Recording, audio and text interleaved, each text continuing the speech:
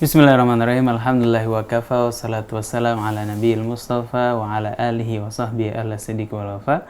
Assalamualaikum warahmatullahi wabarakatuh. Ikhwan akhwat yang dirahmati Allah Subhanahu wa taala. Selamat datang bersama kami di Radio Silaturahim. Bersama saya Isa Alkaf, ada Neza, ada Atep di sini, ada Fajar, juga Agus, juga ada Fauzi di sini, ikhwan akhwat. Terima kasih banyak sudah bergabung bersama kami di Sahur Bersama Tokoh, dan alhamdulillah pada kesempatan hari ini kita berkesempatan bersilaturahim bersama Kiai Haji Ahmad Busyairi. Assalamualaikum warahmatullahi wabarakatuh. Apa kabar Kiai? Alhamdulillah, tamam. Alhamdulillah. Sekian bulan saya ingin mewawancara Kiai ini, Masya Allah. Akhirnya berjodoh di sini. Fil waqti ladzi yurid. Masya Allah. Di waktu yang Allah tentukan. Benar-benar, mudah-mudahan bisa istiqomah, mudah-mudahan banyak yang hikmah yang bisa kita ambil pada hari ini, mudah-mudahan Kiai. Ikhwan akhwat yang dirahmati Allah Subhanahu wa taala, Kiai Haji Ahmad Busyairi ini termasuk, saya bisa katakan, ulama yang disegani lah di Betawi ini, Masya Allah. Kiai asli Betawi ya Kiai? Betawi, alhamdulillah. Masya Allah. Dari dua jalur ibu bapak, dua-duanya Betawi. Dua-dua Betawi. Masya Allah. Tapi kalau Betawi sekarang sudah jarang kelihatan di Jakarta ini. Iya, hijrah, minggir, tergerus oleh zaman. Seleksi alam. Seleksi alam. Masya Allah. Kalau saya lihat Betawi ini ada dua, ada jawara, ada kiai. Ada kiai banyak ya, Masya Allah. Dan alhamdulillah Kiai masih menempuh jalur agama. Sekarang masih tinggal di Jakarta? Masih, alhamdulillah. Ya cuman 2 minggu di Jakarta, 2 minggu di Bogor. Oh, Masya Allah. Masya Allah. 2 minggu Bogor. Bagi-bagi waktu. Bagi waktu, Masya Allah. Di Bogor ada pesantren Kiai ya? Di Bogor ada pesantren Ma'had Az-Zain Al-Makki Al-Ali Litafaqquh Fiddin wa Tahfidzil Quran. Jadi kita konsen kepada kajian kitab dan juga tahfiz Quran. Oh, ajib. Ini dari sejak tahun 2004, alhamdulillah. Ajib, Masya Allah. Sekarang udah ada sekitar 250 santri. Oh. Insya Allah. Alhamdulillah. 250 santri belajar ya. Lulusan sudah banyak. Lulusannya udah angkatan ke 13 lah. Angkatan ke 13. Jadi per 4 tahun itu mereka selesai. 4 tahun. 13 nambah 4 berarti 19 tahun pesantrennya. 19 tahun. Masya Allah. Ki mendirikannya dari usia berapa berarti itu? Itu masih muda. Jadi selepas kita selesai dari Bogor, dari Mesir, pulang tahun 2002, nah itu 2004 itu. Oh, anjing. Jadi kita punya guru namanya Syekh Muhammad Nuruddin Marbul Banjari. Itu beliau lama ngajar di Malaysia, kemudian pulang ke Kalimantan, diriin pondok. Tapi beliau ngubungin Al-Fakir nih, ingin bikin pondok yang ada di tengah kota gitu, sehingga akses ke mahasiswa itu karena orientasinya ke sana. Akhirnya alhamdulillah kita cari lokasi, kita cari sampai beberapa waktu lah ya. Alhamdulillah Allah takdirkan di tempat yang sekarang. Kebetulan dekat kampus IPB, karena memang target kita awalnya itu ingin menyasar para mahasiswa. Oh, menarik. Pesantren mahasiswa. Ya. Kayak kalau kita lihat Al-Hikam punyanya Gus Kiai Hashim Muzadi. Masya Allah. Termasuk ini pesantren untuk mahasiswa ya? Iya, awalnya ke situ. Ya tapi ya karena kita intensif, sedangkan di kampus itu mereka ada jadwal yang nggak tetap gitu ya, sehingga kita bisa sulit mengkondisikan gitu. Akhirnya ada beberapa mahasiswa, ya, tapi bukan jadi target utama lagi. Ya, target utama sekarang lulusan pesantren yang kita ingin persiapkan untuk menjadi guru. Gitu ya. Nah, ini yang kita kemudian kita arahkan untuk mengajar di beberapa pondok binaan kita yang ada di Malaysia, yang ada di beberapa lokasi di Indonesia. Alhamdulillah. Oh, ajib. Tapi mahasiswa masih bisa di situ kayaknya? Iya, sebagian memang menyelesaikan kuliahnya ya sambil mondok di situ waktu itu. Ada yang di UIN, ada yang di IPB gitu. Alhamdulillah. Kenapa menargetkan mahasiswa? Ya karena kita menganggap mereka ini kader ya, yang akan mengisi pos-pos pemerintahan, pos-pos pekerjaan-pekerjaan. Ya, kalau seandainya mereka punya bekal agama yang cukup, insya Allah akan melahirkan orientasi keagamaan yang tidak murni keduniaan gitu. Ada nuansa agamanya gitu. Sehingga kalaupun mereka jadi bisnis yang agamis gitu ya, pebisnis yang agamis, kalau mereka jadi pejabat yang religius dan seterusnya. Orientasinya ke situ. Benar-benar nih. Sekarang memang yang kurang itu ya Kiai. Jadi orang Islam kurang mendalami Islamnya, jadi apapun. Jadi Islam harusnya sebagai itu tadi ya, sebagai backgroundnya. Ya, betul. Yang mewarnai lah apapun profesi kita, Islam sebagai warna dasarnya lah. Warna dasar itu yang menentukan memang warna dasar. Alhamdulillah kalau memang udah ada warna dasarnya, insya Allah warna lainnya itu bisa jadi lebih indah gitu karena warna dasar yang menentukan. Insya Allah. Iya, menarik. Jadi dunia dapat, akhirat juga dapat. Betul. Ya, belajarnya dia juga sebagai mahasiswa, tapi dia juga. Tapi sekarang sudah fokus terhadap calon-calon guru aja. Iya, calon-calon guru. Jadi karena kita sekarang udah punya ada 7 cabang di Malaysia gitu. Terus ada beberapa di provinsi-provinsi, di Sumatera, di Lombok, di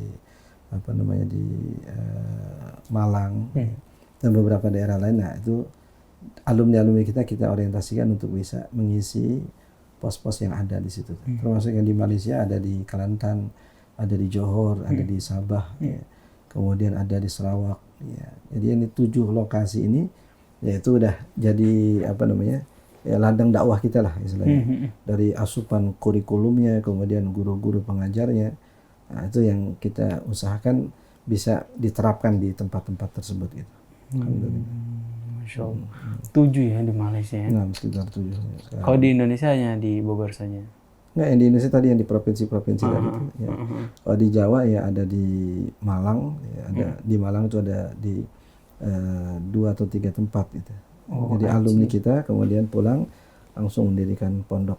Kemudian ada di Lombok juga ada di beberapa tempat, baik yang mendirikan langsung pondok atau yang berkhidmat kepada pondok yang sudah ada, seperti di Al-Aziziyah di Lombok misalkan, atau di Nahdlatul Watan gitu ya.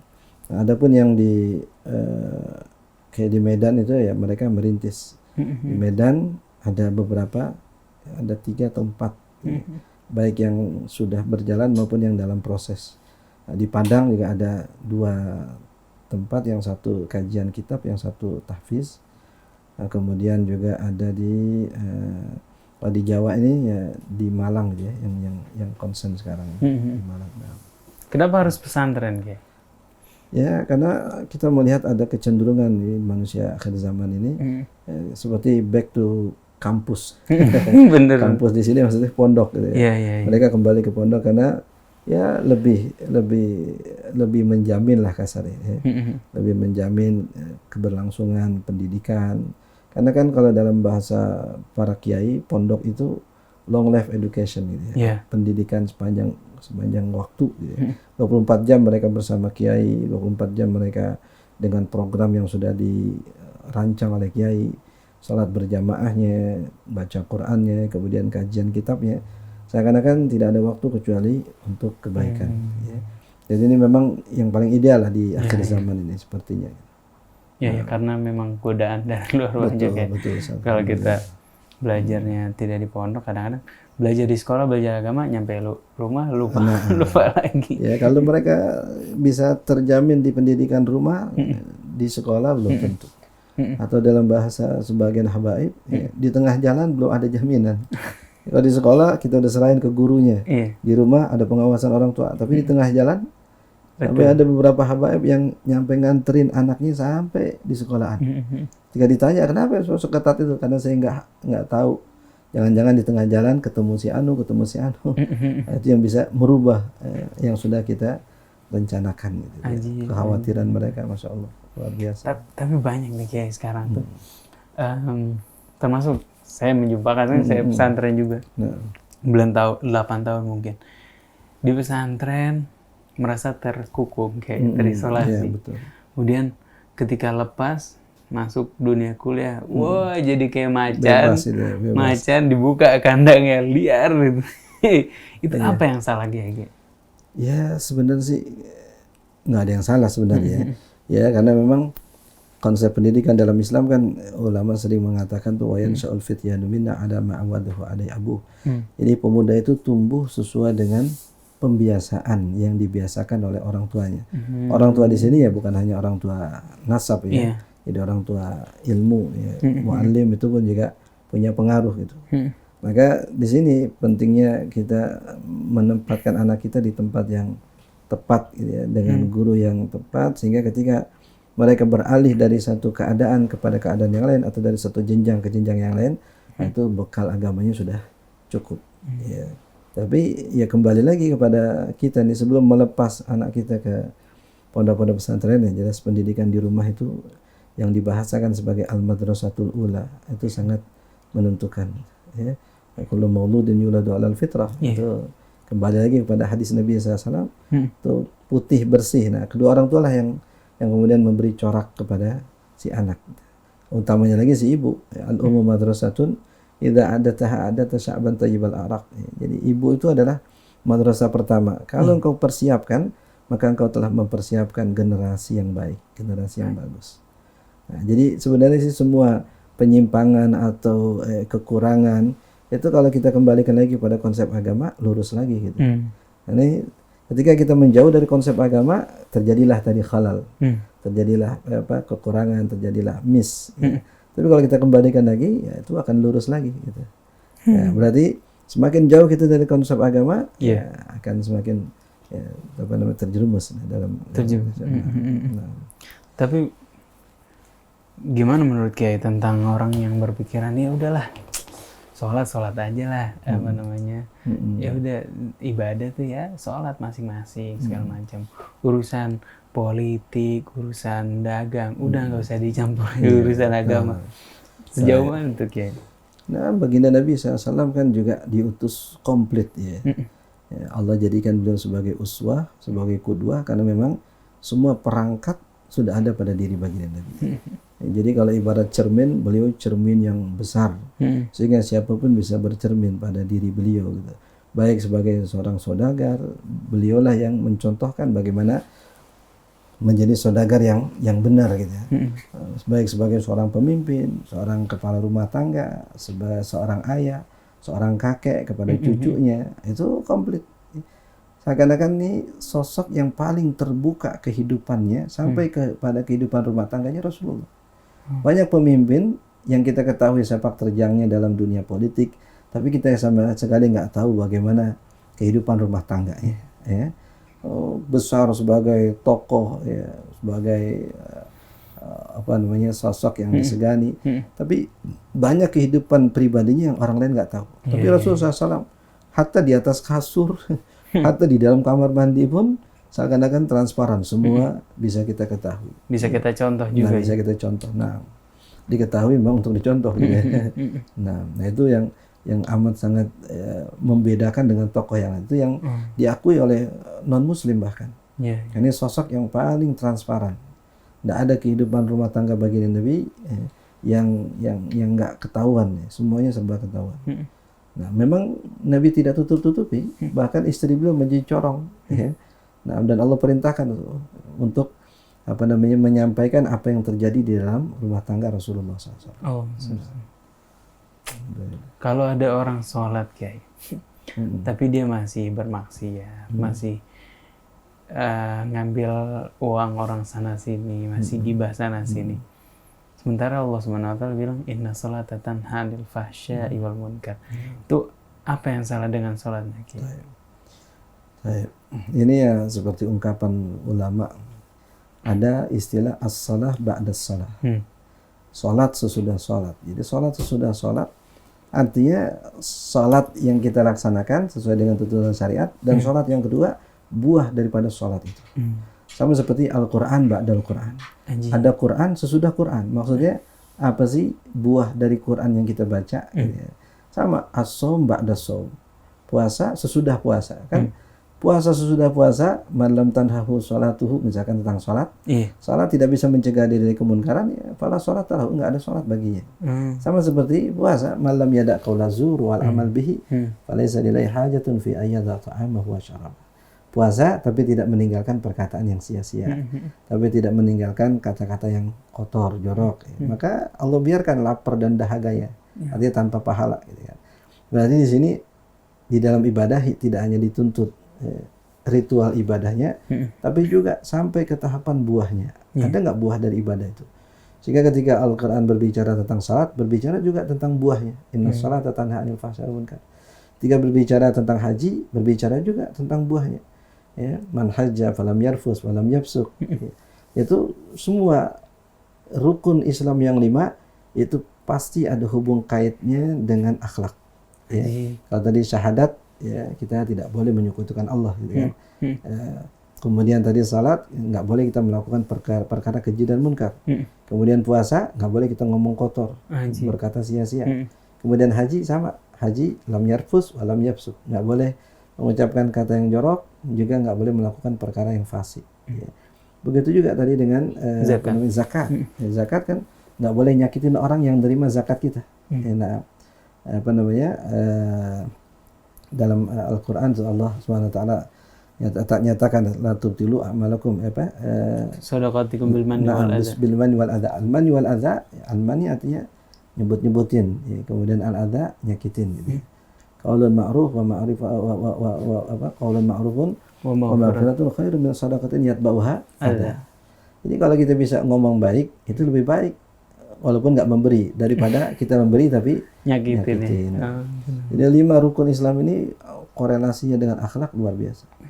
Jadi ya tidak bisa kita nafikan bahwa akhlak ini memang misi baginda Nabi yang paling utama. Innama bu'istu liutammima makarimal akhlaq. Nah, gitu ya kayak ya.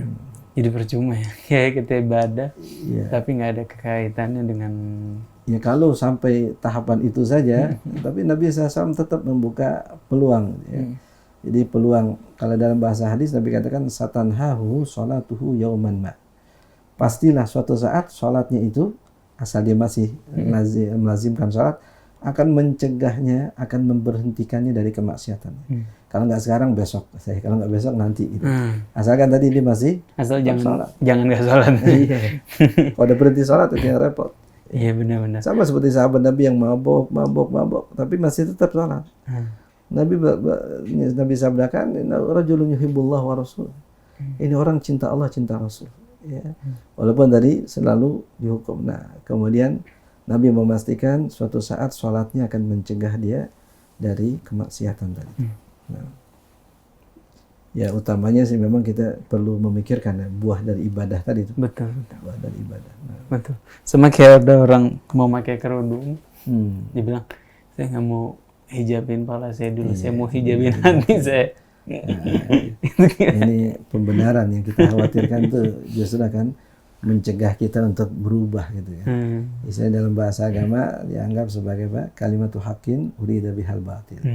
Jadi perkataan benar tapi tujuannya nggak benar. Perkataan benar kita harus menutupi hati, menjaga hati.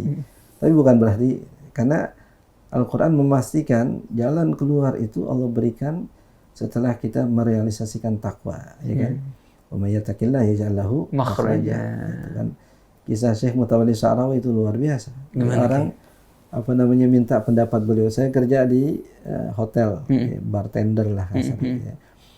Saya ingin tobat, ya. Tapi kalau saya tobat, saya keluar dari pekerjaan saya, nggak dapat rezeki dong, nggak dapat penghasilan dong. Kata Syekh Mutawalli Sya'rawi, Allah menjanjikan jalan keluar dahulu, atau kamu takwa dahulu. Ada takwa baru ada jalan keluar, bukan nyari jalan keluar tapi tidak bertakwa. Akhirnya kata-kata ini walaupun mungkin menurut sebagian orang sederhana, tapi dipikirkan, direnungkan. Akhirnya dia tekad untuk meninggalkan pekerjaan tadi itu. Subhanallah, nggak lama sesudahnya ada tawaran kerjaan, lowongan sebagai direktur hotel itu, manajer hotel di Madinah Munawwarah. Alhamdulillah karena punya pengalaman yang cukup, daftar, diterima. Kemudian beberapa tahun sesudahnya saya Sya'rawi pergi haji, ketemu dengan orang tadi. Saya Sya'rawi udah lupa, saya ingat saya nggak. Siapa? Dulu saya pernah konsultasi begini-begini. Alhamdulillah saya ikutin saran dari saya. Sekarang saya jadi manajer hotel di Madinah. Setiap bulan umroh, misalnya tiap tahun haji, melayani orang-orang yang jadi tetamu Allah, itu luar biasa. Ya ini walaupun ya cerita manisnya begitu ya. Tapi kan tidak semua cerita harus sama gitu ya. Tapi tetap intinya cari jalan keluar melalui jalur takwa, itu yang ada jaminannya. Ada jaminan dari Allah Subhanahu wa taala. Ujian pun kalau misal kita menerima ujian rasa berat, kalau kita tahu itu jalannya jalan takwa, Masya Allah. akan terasa ringan barangkali ya Kiai. Iya. Insyaallah. Ini kan dalam istilah sebagian orang, Sayyidatuna Maryam sampai berharap mati gitu ya. Ya laitani mitu qabla hadza wa kuntu nasyan mansiya. Seandainya aku mati sebelum ini, sebelum terjadinya kelahiran, karena setelah itu beliau dituduh sebagai wanita yang enggak baik gitu ya. Nah, maka anak abuki mur'asauin wa makanat ummuki baghiyah. Ya, ayahmu bukan orang jahat, ibumu juga bukan pelacur. Kalau kamu punya anak tanpa ada bapak gitu ya. Itu perasaan Sayyidatuna Maryam, wanita yang afifah, syarifah, terjaga, terpelihara, dituduh sedemikian rupa. Itu kan dituduh pada marwahnya yang paling luar biasa. Ya. Tapi Allah Subhanahu wa taala memerintahkan Sayyidatuna Maryam untuk puasa bicara. Nah, untuk kalimat ini kalimat insana insiya ya. Jadi ada janji beliau, ada nazar beliau, walan ukalimal yauma insiya, saya tidak akan berbicara dengan seorang manusia pun. Jadi ketika diinterogasi pun beliau cuma nunjuk kepada Sayyidina Isa alaihissalam, fa asyarat ilai. Sampai mereka protes, kaifa nukallimu man kana fil mahdi sabiyya. Masih baik kok kita ajak ngomong gitu ya. Tapi itu Allah membuat Nabi Isa berbicara. Jadi di sini terlihat perjuangan Sayyidatuna Maryam melahirkan Nabi Isa dengan proses yang tidak biasa, kemudian jadi sasaran tuduhan. Tapi kalau beliau sadar bahwa yang dilahirkan ini akan jadi seorang nabi, ini saya semua kegelisahan, semua kepenatan itu akan hilang. Sama seperti ibunda Nabi Musa kan, sampai harus berpisah dengan Nabi Musa. Aniksifi fil yam, suruh lemparin ke sungai, harus berpisah dengan. Tapi kalau dia tahu dia bakal jadi pemimpin Bani Israel, akan ringan perpisahan yang sementara itu. Nah, kita mungkin logikanya begitu. Iya. Bisa jadi musibah yang sekarang ini terjadi pada diri kita itu pembuka pintu kebaikan. Ya. Masya Allah. Bisa jadi musibah yang menimpa pada diri kita adalah pembuka pintu kebaikan. Dalam nih Kiai ini. Masya Allah, benar juga. Allah Subhanahu wa taala, saya ingat satu ayat. Allah Subhanahu wa taala berfirman, walladzina jahadu fina nahdiyannahum subulana, dan barang siapa yang bersungguh-sungguh terhadap kami, pasti kami akan berikan jalan baginya. Masya Allah. Bukan satu jalan bukan. Subulana. Oh iya ya. Subul ya. Banyak jalan. Jamak ya. Iya, bukan satu jalan tapi banyak jalan. Allah mahdina sabilik ya Allah, insyaallah. Ikhwan akhwat yang dirahmati Allah Subhanahu wa taala, masih bersamai kami di Sahur Bersama Tokoh bersama Kiai Haji Ahmad Busyairi. Kami akan kembali sesaat lagi.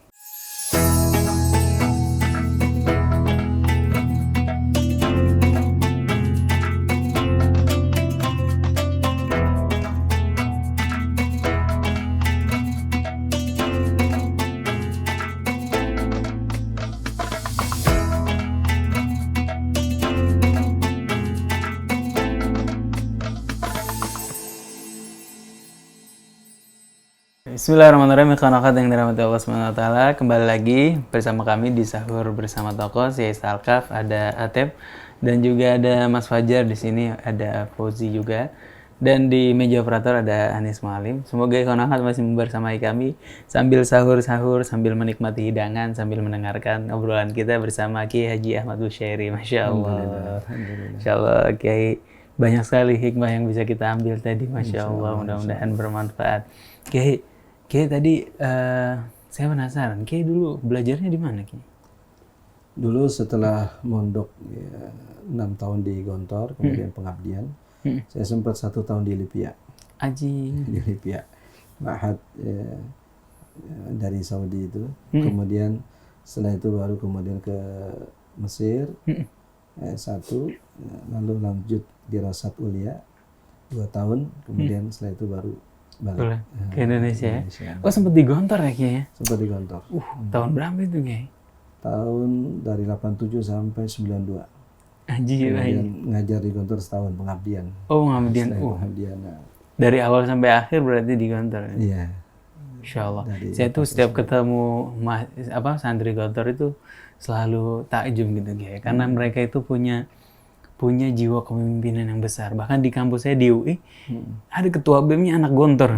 Masya Allah. Apa yang dipelajari di sana tuh Kiai? Ya memang salah satu yang ditekankan leadership ya, kepemimpinan. Jadi kita dididik kepemimpinan itu ya dengan tugas-tugas, dengan penugasan. Baik sebagai ketua kamar dari yang kecil-kecil ya, ketua kelas dan seterusnya, itu memang ditekankan penuh tanggung jawab. Sehingga memang salah satu yang mewarnai pesantren Gontor salah satunya adalah jiwa kepemimpinan. Karena memang salah satu itu di Gontor itu ada istilah apa panca jiwa. Panca jiwa itu salah satunya kepemimpinan, leadership gitu. Jadi ya, istilah di sana siap memimpin dan siap dipimpin. Benar. Siap memimpin dan siap dipimpin. Nggak cuma siap memimpin tapi siap dipimpin juga ya. Saat dipimpin itu juga bentuk pembelajaran untuk menjadi calon pemimpin. Ajib. Ada orang yang maunya mimpin aja gitu. Bener. Ada orang pengen mimpin nggak kepilih, nggak terima. Iya. Makanya di situ udah diajarin, udah siap mental. Siap mental. Masya Allah. Di Gontor itu 6 tahun ya. Kayak kalau di Gontor itu kan ribuan santrinya. Itu apa ustadznya juga banyak atau beda santri sendiri yang ngajar satu-satu? Iya, ustadznya memang banyak ya. Ustadznya kan direkrut dari alumni. Ya, alumni yang mereka selesai sekolah, nanti ada proses penyeleksian. Dan proses penyeleksian semua tuh memang melalui proses ya. Proses yang luar biasa. Dia karena udah pondok tua di tahun 26 gitu ya. Sehingga sistem yang berjalan itu memang sudah luar biasa gitu kan. Ya, jadi melalui sistem itulah kemudian siklus ya, guru santri itu berjalan normal, ya, natural kasarnya gitu. Memang gurunya banyak, jadi di sana itu kedisiplinan salah satu dari jiwa kepemimpinan kan harus disiplin ya. Itu memang betul-betul diterapkan. Jadi bukan hanya santri yang dituntut untuk disiplin, guru pun juga tuntut untuk disiplin. Jadi hatta 5 menit terlambat masuk kelas itu ada catatannya. Nanti di hari Kamis itu ada evaluasi guru. Nah, itu nanti guru yang bersangkutan akan dipanggil, dibaca di hadapan guru-guru yang lain. Ustadz Fulan hari ini jam sekian terlambat 5 menit. Ya Allah. Diberdirikan ditanya, kenapa kok bisa terlambat 5 menit? Tapi nggak depan santri ya? Enggak, ini khusus untuk para asatis. Evaluasi gitu ya. Bentuk ya. Artinya mereka tuh diawasi gitu. Kan yang repot kalau manusia merasa nggak diawasi. Bener. Kadang-kadang santrinya diketatin tapi ustadznya longgar gitu ya. Iya. Sampai rambut apa semua, penampilan harus pakai dasi, harus pakai kemeja, harus semua. Karena memang ya semua berawal dari guru kan. Istilahnya kan kalau guru kencing berdiri, murid kencing berlari. Masya Allah. Nah, kemudian dari situ ke Lipia ya, Lipia setahun. Sempat kaget nggak belajar dari pesantren kan, lingkungannya rapi istilahnya. Kemudian belajar di Jakarta di luar bolak-balik gitu. Betul, di Lipia karena memang waktu itu lagi menunggu proses keberangkatan ke Mesir. Nah, ngapain ini kita nih sambil ngajar di madrasah?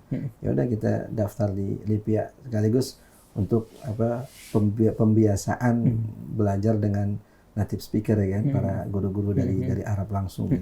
Ya juga nguji lah, ngetes kemampuan kita nih, bisa nggak kita ngikutin gitu ya. Kalau nanti di sini udah nyerah, apalagi keluar kan begitu.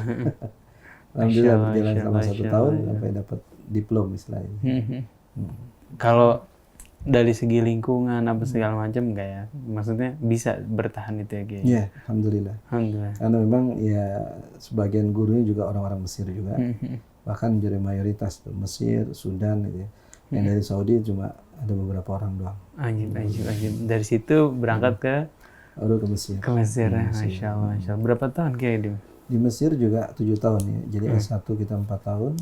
Kemudian setelah itu kita di Rasat Ulia ya. Rasat Ulia di nama tempat lembaganya disebut dengan Ma'had di Rasat Ulia, di Rasat Islamiyah. Ada Syekh Hasan Bakur. Syekh Hasan ini itu alumni Mesir, jadi beliau juga Al-Azhar, kemudian mendirikan lembaga. Nah, disitulah banyak kawan-kawan kita yang setelah selesai dari Al-Azhar S1-nya itu lanjutin ke situ, gitu, lanjut ke situ. Nah, di sela-sela itulah kita banyak menghabiskan waktu juga majelis-majelis taklim, dan itu yang di Mesir ya sangat mewarnai kehidupan sempat kita. Ketemu Syekh Mutawalli Syarwi itu? Syekh Mutawalli secara langsung enggak. Jadi karena memang beliau sepuh ya, kemudian beliau juga kesibukan mengajarnya luar biasa, tapi kita mutabaah gitu dalam pengajian-pengajian yang ada di TV. Beliau ada tafsirnya tuh di hari Jumat, ada pengajian tafsir yang disebut dengan Khawatir Sya'rawi. Itu kita ya sedikit banyak menyimak lah pembahasan beliau. Jadi yang pertemuan yang itu ketika Syekhul Azhar, Syekh Jadul Haq Ali Jadul Haq meninggal dunia, kemudian lagi salatin jenazah, nah imam itu Syekh Sya'rawi. Itu sama tatap muka ya? Yang kedua tuh ketika ada apa namanya itu, ada acara di Masjid Sayyidina Al-Husain kalau nggak salah itu. Itu juga beliau ngisi gitu. Nah, ketika beliau meninggal dunia kita ikut menghadiri di sana, disebut dengan haflat ta'bin. Artinya sih apa namanya? Takziah bahasa kita lah gitu. Itu suatu kesempatan kita bertemu dengan masyayikh karena beliau kan Syekhul Masyayikh gitu ya. Jadi ketemu dengan Sayyid Muhammad Tantawi itu ketika itu Syekhul Azhar. Kemudian Syekh Farid Nasir Wasil ketika itu sebagai mufti Mesir. Jadi banyak tokoh kita ketemu ketika wafatnya Syekh Sya'rawi. Syekh Ali Juma ya. Syekh Ali Juma masih muda waktu itu. Syekh Ali Juma masih muda. Pas Ali Juma kita alhamdulillah bisa sempat berguru dengan Masya Allah.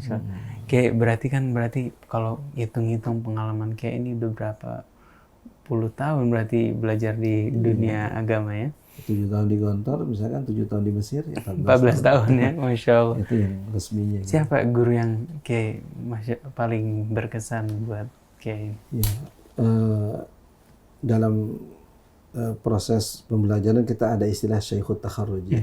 Syekhut Takharruj itu ibaratnya guru yang paling mewarnai kehidupan kita. Ya. Orientasi kita diwarnai oleh beliau dan cara kehidupan kita juga diwarnai oleh beliau. Jadi ada, kalau ini dalam proses belajar ya, bukan setelah sekarang. Dalam proses belajar ada dua yang pengaruhnya besar bagi Al-Faqir. Yang pertama Syekh Muhammad Zaki Ibrahim. Itu yang murid daripada Al-Hafidh Ahmad At-Tijani. Itu salah seorang ahli hadis di Mesir. Bahkan Syekh Ahmad Umar Hasim, itu mantan rektor Al-Azhar, menulis satu kitab judulnya Al-Muhaddisun fi Mesir. Jadi ahli hadis di Mesir. Syekh Muhammad Zaki ini dicantumkan sebagai akhirul muhaddisin di Mesir. Jadi ulama yang banyak memegang sanad keilmuan hadis ya. Dan juga beliau sebagai seorang sufi. Ya. Jadi tarekat Muhammadiyah Syaziliyah dan merupakan guru daripada Syekh Ali Jum'ah. Dan ya qarin daripada Syekh Mutawalli Asy'arawi. Nah, beliau ini sebagai apa namanya raid pimpinan Al-Ashir Al-Muhammadiyah, yang Syekh Abdul Halim Mahmud itu sebagai naibnya, sebagai wakilnya. Padahal Syekh Abdul Halim Mahmud itu Syekhul Azhar, ya.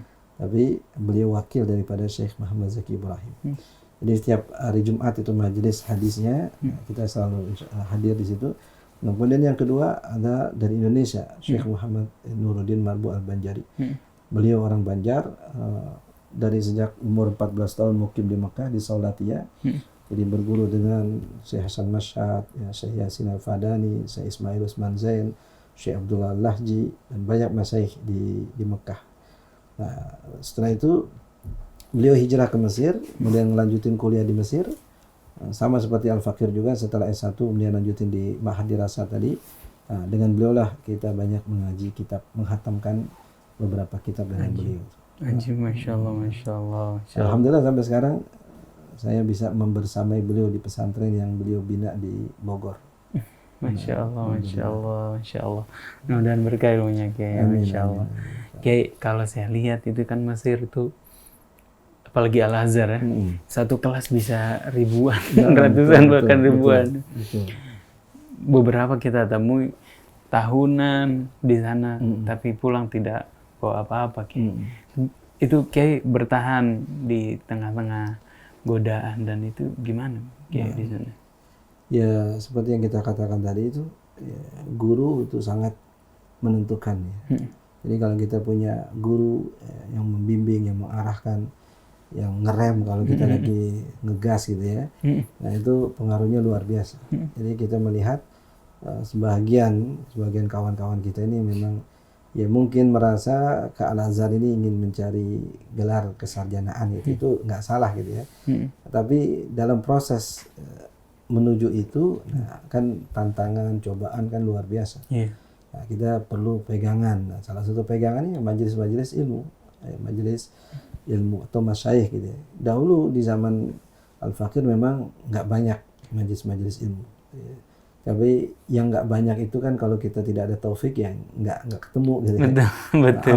Yang banyak pun kalau nggak ada taufik ya nggak tergerak gitu.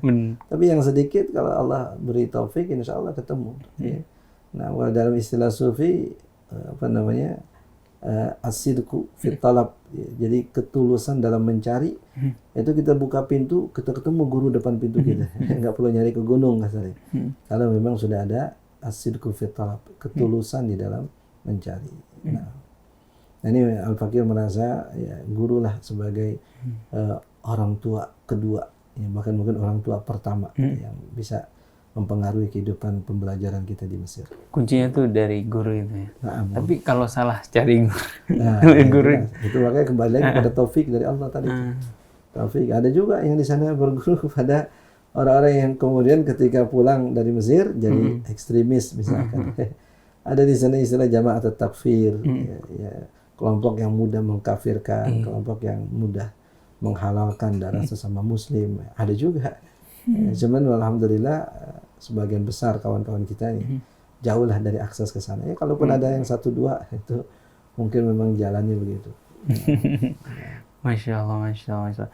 Nah, supaya kita nggak salah nyari guru, nggak salah ketemu guru, gimana kita cara bukan menilai ya, apa? Memilih kriteria guru supaya kita benar-benar nemu guru tuh yang sesuai dengan kita. Jadi kalau kita baca biografi Syekh Abdul Hasan As-Sazili rahimahullah, dalam pencarian beliau menemukan guru mursyid Syekh Abdul Salam Masis, itu memang luar biasa. Jadi proses yang diceritakan di situ, jadi kan Syekh Abdul Salam Masis ini tinggal di kawasan pegunungan gitu. Jadi tempatnya jauh, tinggi gitu. Kemudian cuacanya ekstrim di kawasan Maroko ini. Nah, Syekh Abdul Hasan As-Sazili ketika naik ke atas, sudah sampai di atas, beliau ditanya oleh gurunya, ya, apakah kamu sudah berwudu? Ya, kata beliau sudah. Ya, kata beliau, kamu belum berwudu. Turun lagi. Nurunin bukit, nanjakin aja susah, ini disuruh nurunin lagi. Padahal beliau jelas-jelas sudah wudu. Nah, dalam perjalanan itu beliau merenung apa yang dimaksud dengan wudu di situ. Padahal kan saya sudah wudu dan saya mengaku sudah wudu, dan insya Allah kalau memang guru saya wali pasti beliau sudah tahu saya wudu. Ternyata beliau memahami bahwa wudu di situ bukan wudu zahir. Nah, jadi dalam dalam bahasa sufi ini wudu batin lah. Jadi kamu ini mungkin sudah wudu secara zahir, tapi apakah sudah wudu secara batin? Untuk meluruskan niat. Untuk apa mencari guru, untuk apa berguru, untuk apa menimba ilmu kan itu. Nah, kalau sudah ditanggalkan semua ya, dunia tadi itu, nah, maka barulah kita mulai masuk kepada hadrah tadi. Kalau saya Muhammad Zaki Ibrahim itu beliau tulis besar-besar di depan pintu masjid. Ya. Jadi fakhla'na alaik, itu perintah Allah kepada Nabi Musa. Itu sebenarnya bahasa simbolik, tanggalkanlah sendalmu. Ya, apa bedanya pakai sendal dengan nggak pakai sendal gitu ya? Toh Rasulullah pun Isra Mi'raj tanpa menanggalkan sendal. Tapi Nabi Musa disuruh nanggalin sendal. Ya, ini digunakan sebagai bahasa simbolik masyayikh. Artinya tanggalkan dunia kalau ingin berguru dengan guru-guru musyrik. Jadi belakangkan dulu, kesampingkan dulu. Dunia ini yang mencakup titel kita, mungkin kita punya titel, jabatan kita, mungkin kita punya jabatan. Nah, semua itu kita tanggalkan sebagaimana kita menanggalkan sendal kita. Sendal kita taruh di tempat sendal, nah saat itu juga kita tanggalkan dunia kita. Jadi masuk ya nyeker bahasanya. Nggak pakai sendal, nah, sendal itulah simbol. Sehingga ada ulama sufi namanya Bishr Al-Hafi, ya, karena memang ketika Allah terima tobatnya dalam keadaan tidak pakai sendal. Akhirnya beliau terus-terusan nggak pakai sendal supaya mengingat nikmat taubat tadi itu. Nah, kalau Sayyidina Uwais Al-Qarni kan untuk mengingat nikmat ya, bekas penyakit, beliau minta kepada Allah agar nggak dicabut semua bekas penyakit. Disisain. Nah, kalau ngelihat bekas penyakit kan ingat lagi dulu pernah kena penyakit, kan syukur lagi. Ya. Kalau tadi nyeker sendal, ingat dulu penuh dengan maksiat, jauh dari agama, sekarang sudah dikasih tobat. Nah, Allah. momen ketika tobat itu lagi pakai sendal. Atau ada juga yang direkamkan dalam namanya, Sufyan Ats-Tsauri. Ats-Tsauri kan artinya bahasa kita banteng atau sapi, karena beliau pernah masuk masjid pakai kaki kiri. Kemudian terdengar teriakan, ya Tsaur, hei banteng, hei sapi, hei kerbau, bahasa kita. Nah, Kok sembarangan nggak masuk masjid? sembarangan gitu ya. Jadi nggak tahu di rumah siapa gitu kan, kalau nggak pakai adab gitu. Ada sejak itu beliau nisbahkan nama itu, walaupun konotasi bahasanya kan kurang enak gitu. Betul. Sufyan Ats-Tsauri, si banteng, si kebo gitu. Tapi karena itu mengingatkan beliau, atau cerita seperti cerita guru kita Habib Baharun, Habib Abdullah. Mikdad Baharun. Oh, Mikdad. Nah, itu Habib Umar mengingatkan kita ini tukang sampah. Kita ini cuma tukang sampah. Jadi apapun profesimu nanti, setinggi apapun penghormatan orang kepadamu, ingatlah bahwa kamu hanya tukang sampah. Karena ketika itu beliau lagi pemberesin sampah di Darul Mustafa, kemudian jumpa dengan Habib Umar. Kamu sendirian, Habib Gures Baharun. Kamu sendirian, ya Habib. Habib mau bantuin nggak dikasih Habib Gures. Biar Habib saya yang ini. Nah, ingat Gures, kamu tukang sampah. Ya, nanti sekarang kamu bergelut dengan sampah, suatu saat nanti kamu bergelut dengan pujian, dengan sanjungan, dengan penghormatan orang. Tapi ingatlah saat itu bahwa kamu hanya tukang sampah. Kan bisa dibahasakan simbolik ini. Artinya sampah yang membersihkan kotoran masyarakat, ya kan? Dari kesyirikan, dari kemaksiatan, kan bisa simbolik. Ya sebenarnya kita yang tukang sampah, karena kita yang nyampain. Mereka yang tukang sampah justru yang bersihin. Jadi, tukang sampah, bukan dia yang tukang sampah, kita yang tukang nyampah. Nah, bahasanya begitu. Jadi kalau tadi diingatkan dengan sapi, diingatkan dengan nyeker, nanti diingatin dengan tukang sampah. Nah, bahasa simbolik seperti itu ya, perlu kita cari dalam diri kita. Apa sih yang bisa mengingatkan kita terus-terusan gitu ya. Sehingga kita kalau ada penyimpangan balik lagi, ada penyimpangan balik lagi. Nah, Benar. Sebenarnya yang hina bukan tukang sampah, yang nyampahnya. Tukang sampah bersihin ya. Iya, bersih. Bikin bersih ya. Yang tadinya bau karena dibuangin sampahnya jadi nggak bau. Ya Allah, ya Rab, ya Rab, ya Rab. Masya Allah Kiai, banyak sekali kita ambil pelajaran hari ini. Mulai dari pengalaman Kiai, Masya Allah. Pengalaman juga belajar di Gontor, di mana? Di Lipia, kemudian di Al-Azhar, Masya Allah. Tapi kayak hidup jauh dari orang tua zaman dulu itu bagaimana? Iya, memang perantauan kita mulai dari selepas SD gitu. Itu memang luar biasa memang. Jadi biasa nangis di kamar mandi, ya kan? Supaya orang lain nggak tahu sambil guyur pala kita sambil nangis. Ya. Ini kan nyaru tuh sama air. Bener, air mata. Iya. Nah, tapi tadi kita ingat cita-cita kita ingat tujuan kita mondok, tujuan kita itu insya Allah akan hilang perasaan-perasaan gitu sedikit demi sedikit. Walaupun ya sangat manusiawi gitu kalau kita sedih, tapi tadi kalau kita ingat dengan tujuan awal, nah, itu pengingat itu penting. Jadi di Gontor misalkan selalu ditulis di pojok-pojokan itu, ke Gontor apa yang kamu cari. Jadi dari kita usia SD gitu ya, udah diajarin bahasa filosofi seperti itu. Ke Gontor apa yang kamu cari. Ya, kan jelas bukan nyari ini itu kan. Tapi yang itu satu gitu, yang itu tadi. Untuk senantiasa memperbarui niat ya. Nah, ilmu tadi. Tapi banyak orang kayak tadi seperti yang kayak sebut menuntut ilmu, tapi menuntut ilmu agama bahkan, tapi niatnya untuk nyari dunia. Iya. Kalau ada taufik dari Allah, insya Allah yang bengkok tadi dilurus ya. Dan Imam Ghazali kan begitu. Imam Ghazali ketika ayahnya meninggal dunia, beliau sebelumnya dititipin sama seorang alim dengan uang, ya, dengan uang tertentu nominalnya gitu ya. Kemudian karena uang dipakai habis. Kata guru tadi, mohon maaf, saya nggak bisa lagi merawat kamu karena duit sudah habis yang ditinggalin oleh orang tua kamu. Akhirnya Imam Ghazali dengan saudara itu Ahmad Al-Ghazali itu tinggal di pondokan Ghazali. Tujuannya supaya bisa hidup gratis, ya kan? Karena udah nggak punya bekal lagi nih. Nah, akhirnya menuntut ilmu. Ya. Nah, kan tujuan awalnya itu untuk dunia, supaya makan gratis, supaya itu gratis. Tapi setelah semakin banyak ilmu yang dipelajari, akhirnya niatnya jadi lempeng. Ya. Kata beliau tuh, laqad ibtaghaina al-ilma li ghairillah fa abal ilmu ay yakuna illa lillah. Dahulu kami menuntut ilmu bukan karena Allah. Ternyata Allah nggak pengen kita menuntut ilmu bukan karena Allah. Akhirnya dilurusin. Nah, itu taufik dari Allah Subhanahu wa taala. Jadi ada yang taufik memang datang dari settingan Allah, langsung secara langsung, ada yang mungkin melalui settingan orang, ya. Ada yang diingatkan dengan orang, ada yang bahkan mungkin diingatkan dengan keadaan.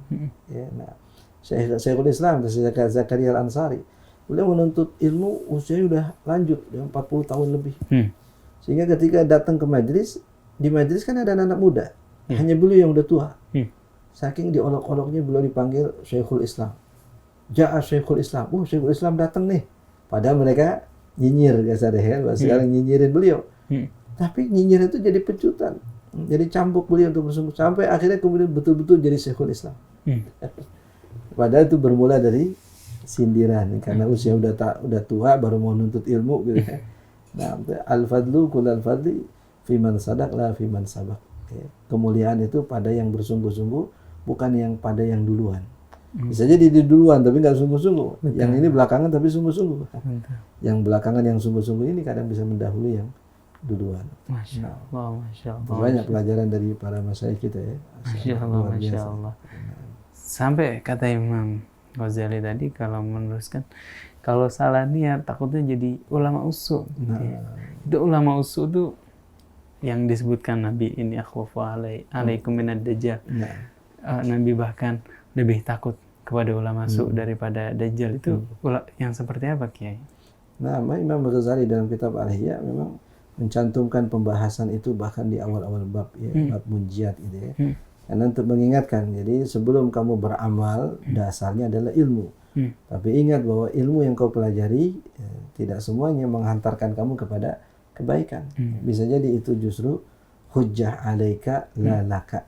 Jadi perusak, bukan jadi pembetul. Nah, sehingga di sini Syekh Abdul Qadir Al-Jilani mengingatkan kriteria ilmu yang berguna bagi kita. Jadi standarnya sederhana, kata beliau. Yang kamu anggap bakal berguna di kuburmu, itulah ilmu yang bermanfaat. Ya, kira-kira yang di kuburan ilmu yang kayak apa yang bermanfaat kan gitu.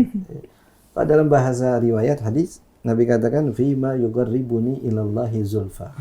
Ilmu yang jika kita pelajari semakin mendekatkan diri kita kepada Allah. Kalau justru semakin menjauhkan kita dari Allah, ya itu bukan ilmu yang bermanfaat.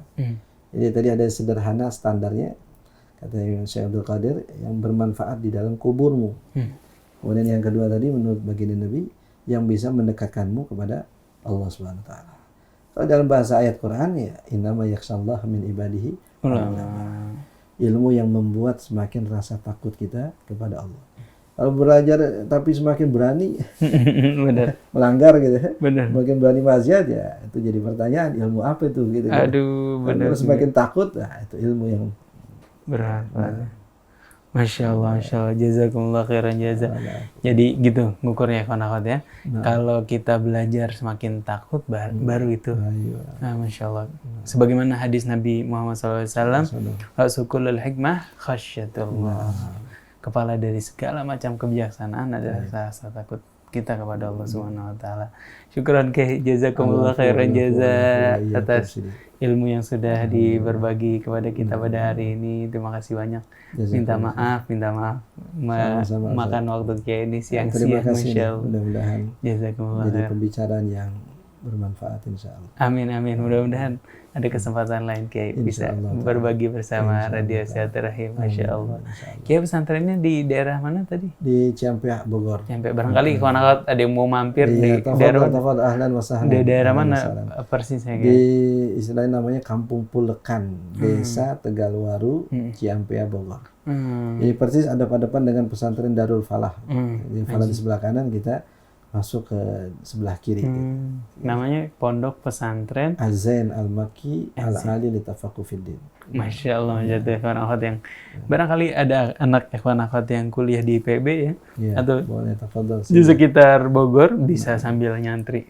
Masya Allah. Insyaallah. Atau barangkali baru lulus dari Iya. SMA begitu ya, mau melanjutkan, mau mengajar agama, Insyaallah. bisa mondok di situ ya Kiai. Masya Allah. Insyaallah. Dan Masya Allah lulusan situ bisa kemana-mana Kiai ya. Ke Yaman, ke Tarim juga ada ya? Ya, ada sekarang alhamdulillah beberapa orang santri sekarang ada di Tarim, ada seorang santri di Maroko, ada yang juga di Turki ya. Masya Allah, Masya Allah. Ya, kullun muyassar lima khuliqa lahu. Amin. Insya Allah. Taisir dari Allah Subhanahu wa taala. Insya Allah mudah-mudahan semakin jaya pesantren, makin berkontribusi buat kemajuan umat Islam di Indonesia. Insya Allah. Barangkali Kiai sebagai penutup, sebagai hikmah Ramadan, barangkali pesan-pesan semenit, 2 menit untuk ikhwan akhwat sekalian. Baik. Alhamdulillah ya. Ikhwan akhwat sekalian yang dimuliakan Allah Subhanahu wa taala. Ini kesempatan yang Allah Subhanahu wa taala anugerahkan kepada kita. Yang kesempatan ini belum tentu terulang kembali. Buktinya banyak saudara-saudara kita yang tahun lalu masih mengalami bulan suci Ramadan, tapi tahun ini sekarang ternyata sudah tidak lagi bersama dengan kita. Mungkin orang dekat kita, kerabat kita, orang tua kita, atau mungkin juga kawan kita yang seusia dengan kita, atau bahkan mungkin yang lebih muda usianya daripada kita. Maka ketika Allah kemudian memberikan kesempatan kepada kita untuk mendapati bulan suci Ramadan, maka kita niatkan, pasang niat kuat-kuat, kita manfaatkan kesempatan ini, kita syukuri nikmat ini, sehingga tidak berlalu bulan suci Ramadan, melainkan kita sudah memanfaatkannya dengan sebaik-baiknya insyaallah. Jazakallah khair. Masya Allah, jazakallah khairan jazak Kiai atas nasihatnya. Terima kasih banyak, semoga bermanfaat buat ikhwan akhwat sekalian di rumah, menjadi wasilah hidayah. Dan ikhwan akhwat, selamat berpuasa pada hari ini, semoga lancar-lancar, semoga sehat-sehat. Saya Isa Al-Kaf beserta kru yang bertugas mohon undur diri. Wassalamualaikum warahmatullahi wabarakatuh. Waalaikumsalam warahmatullahi wabarakatuh.